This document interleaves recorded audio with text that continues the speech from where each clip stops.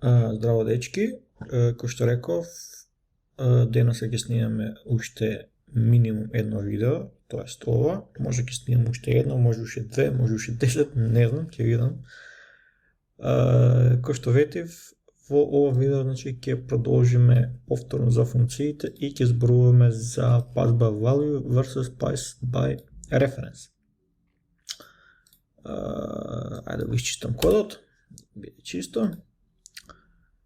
Да видиме што имаме тука. Значи, кога креираме функции во JavaScript, значи имаме опција нели да пуштаме параметри во истите функции.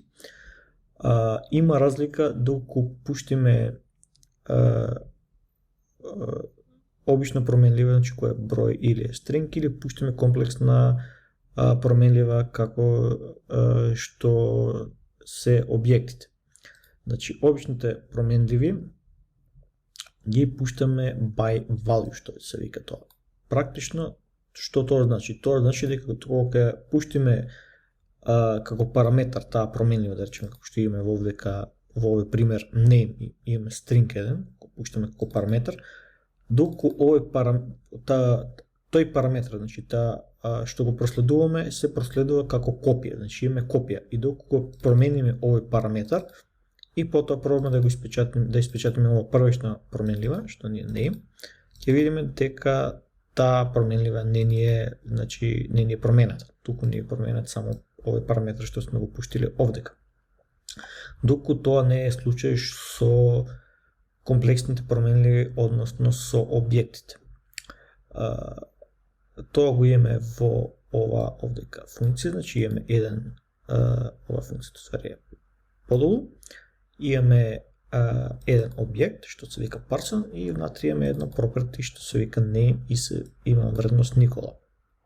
Иста функција имаме како горе, само што се вика pass by reference, пуштаме внатре еден параметар и внатре го менуваме parameter.name, го менуваме во Марија. Потоа печатиме горниот објект person и видиме дека тоа ќе ни всушност испечати Марија, а не Никола како што првично било.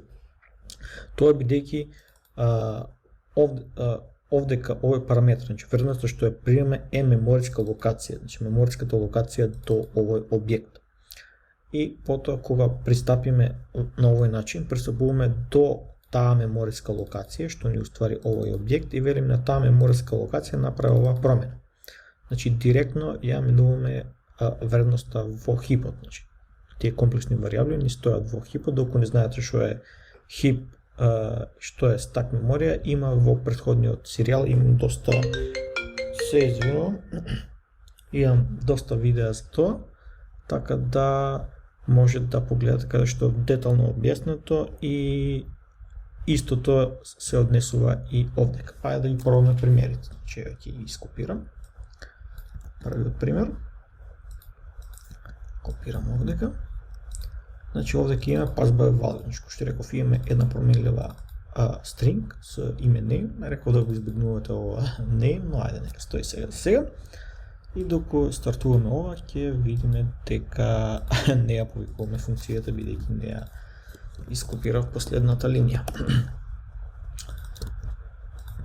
Ајде, одиме линија по линија. Значи, уште еднаш имаме променлива name од тип string, има вредност Никола внатре и имаме една функција, што се вика pass by value, внатре прима еден параметар. Внатре го менуваме тој параметар, кој што и да приме, значи му менуваме вредноста во Марија и потоа печатаме оригиналната променлива од озгоре што е Никола. Потоа ја повикуваме оваа функција, од точка да прикане ч, повикуваме pass by value и ја пуштаме оваа променлива. Докато стартуваме, кој што гледате, ќе ни се испечати Никола во овој случај. Значи сме пуштиле овдека копија, значи, а не да ни се промени иницијалната вредност. Значи копијата ни се менува и првичната горе променлива ни останува иста.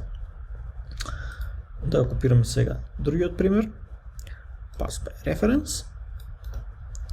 Можам да го искуцам, но не сакам видеата да трае повеќе од 10 минути, бидејќи се губи внимание и затоа гледам да копирам што можам, да не куцам, да не изгубам толку време. Значи уште еднаш имаме овдека еден објект, person, има внатре една property што се вика Никола. потоа имаме исто функција, password reference се вика, прима еден параметар, потоа велиме на параметарот, пристапи до name и промени го во Марија. И потоа го печатиме иницијалниот објект person и потоа долу ја повикуваме функцијата со параметарот person од овдека. И потоа ја видиме дека ова овдека ќе ни испечати променетата верзија, односно Марија. И кога што гледаме го имаме целиот објект со пропретито Марија. Да видим дали имаше уште нешто, да имаше уште еден пример, значи, кој што знаеме, мислам дека веќе спомнав еднашка, и arrays во JavaScript не се објекти, така да истиот случај ќе го имаме доколку користиме array. Ајде да копираме и овој пример.